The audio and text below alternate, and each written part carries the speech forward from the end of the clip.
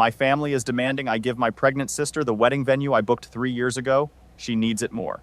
My family expects me to give up the wedding venue my fiance and I booked 3 years ago simply because my younger sister is pregnant and, according to them, needs it more than I do. The worst part is that she did not even approach me privately. She announced her plan in front of our entire family and waited for everyone else to pressure me into agreeing. I am 28 years old, and my fiance and I have been together for 8 years. We have been engaged for 3 of those years, but we deliberately chose not to rush into marriage. I was completing my doctoral program and already struggling to balance my academic responsibilities with planning a wedding. My fiance took on much of the planning, which helped enormously, but there was another reason we were willing to wait. We had found our dream wedding venue. It was beautiful, exactly the kind of place we had always imagined getting married in, but it was fully booked until after my graduation. Rather than settle for somewhere else, we decided to reserve it 3 years in advance. The only available date was in September of this year, so we signed the contract, built all our plans around that date, and spent the next 3 years looking forward to it. My younger sister is 23. She became engaged a few months ago, and she and her fiancé were planning to have their wedding in the spring of next year. They had already chosen a date and arranged a few vendors, but they had not booked a venue yet. Since their wedding was supposed to happen several months after ours, I never imagined their plans would have any effect on us. Yesterday, our parents invited both of us and our partners to a family barbecue. During the gathering, my sister announced to our extended family that she was pregnant. Everyone was thrilled for her and her fiancé, who has always seemed like a genuinely good man. My grandmother asked whether their wedding would still happen on the original date or whether they planned to wait until after the baby was born. My sister said they did not want to wait. Instead, she hoped to move the wedding forward to September. At first, I did not think much of it. We do not have many guests traveling from out of town, so attending 2 weddings during the same month would have been manageable. My grandmother became excited and immediately offered to help my sister organize everything on such short notice. That was when my sister turned toward me. She said, "That is actually what I wanted to talk to you about. I was really hoping we could take your venue. I cannot put myself under too much stress planning a wedding while attending maternity classes, and your venue is so beautiful. It would mean so much to me." The entire gathering went silent. Everyone looked directly at me as though there were only one acceptable answer. They seemed to be waiting for me to smile and say that, of course, I would give my little sister whatever she wanted. Her fiancé looked extremely uncomfortable. He reminded her that they had already discussed this and that he had told her it was unfair to put me on the spot. She dismissed him immediately. "Do not be like that," she said. "My sister wants what is best for me, so it is not a big deal, right?" I could barely believe what I was hearing. This was not a dinner reservation or a dress she wanted to borrow. This was the venue my fiancé and I had waited 3 years to use. I finally told her, "It actually is a big deal. I do not know what you expected me to say, but I have my heart set on this venue." My sister immediately burst into tears and stormed away. Instead of acknowledging how unreasonable her request was, my grandmother turned to me and said I was being selfish because my sister needed the venue more than I did. I tried to explain that my fiancé and I had spent years planning this wedding, but my mother interrupted me. "You have already waited 3 years, she said. "Would it really kill you to wait a few more months? When has your sister ever asked you for anything?" That question was almost insulting. My sister had spent most of our lives asking me for things and expecting me to give in. Still, the comments continued until my fiancé became furious. Eventually, we left before the argument became even worse. Afterward, my sister called me while crying. She said it was unfair that I always got what I wanted and that I could have done this one thing for her. My father also contacted me. He said it was only a venue and that what truly mattered was the person I was marrying. Of course, my fiancé matters more than a building. I know that, but that does not mean my family has the right to take something we spent 3 years planning and hand it to my sister simply because she suddenly decided she wanted it. My fiancé was so angry that she no longer wanted my sister at the wedding. Then other relatives began threatening not to attend unless I gave her the venue. Their argument was always the same. My sister was pregnant, pregnancy was stressful, and therefore she deserved the venue more than I did. My sister's fiancé called me separately to apologize. He explained that they had already discussed the idea and that he had specifically told her not to ask me. She had promised him that she would not. Instead, she waited until the entire family was gathered together and asked me in front of everyone. He was genuinely angry with her. He also warned me that my sister was now blaming me for potentially ruining her marriage, as though my refusal to surrender my wedding venue had somehow caused the disagreement between them. Meanwhile, my father sent me several messages saying things like, "I hope you are happy.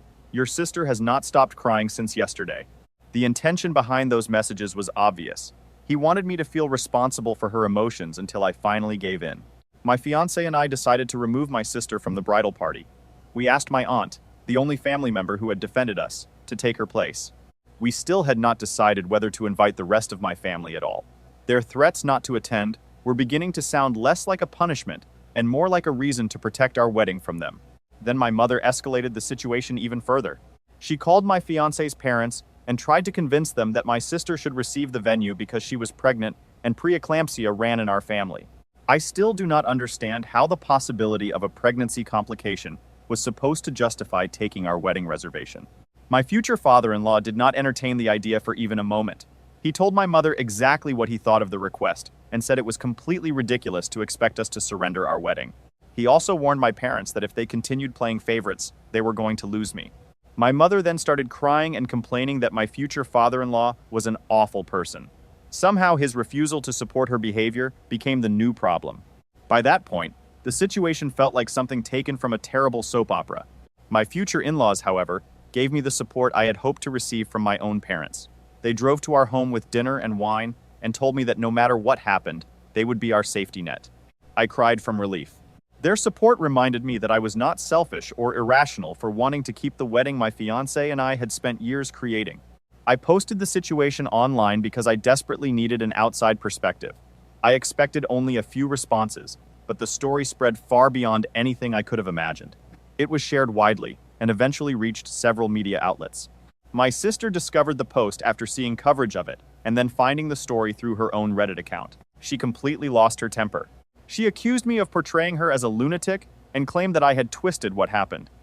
She insisted that she had asked me politely because she loved me. She also said that the opinions of strangers on the internet did not matter because family was more important, and I should focus on making my family happy. I did not argue with her. Instead, I sent her one message. I told her I was sorry she perceived the post that way, but I had not distorted anything. I had not exaggerated her tone or invented details. She might remember the barbecue differently, but the request she made and the pressure that followed were real. Then I finally told her what I should have said years earlier. I was tired of constantly bending to her will. I had spent most of my life acting like her servant and her doormat. I reminded her of the birthdays I had been forced to share because she would throw tantrums whenever I received presents, and she did not. I reminded her of the time she cried until I completed job applications for her. Most painfully of all, I reminded her that she had ruined my graduation. I admitted that I had also helped spoil her by giving in so often, but I told her I was not going to continue doing it. If she desperately wanted to get married before the baby arrived, there was a nearby hotel that offered last-minute wedding packages. She had another option. What she did not have was the right to take mine.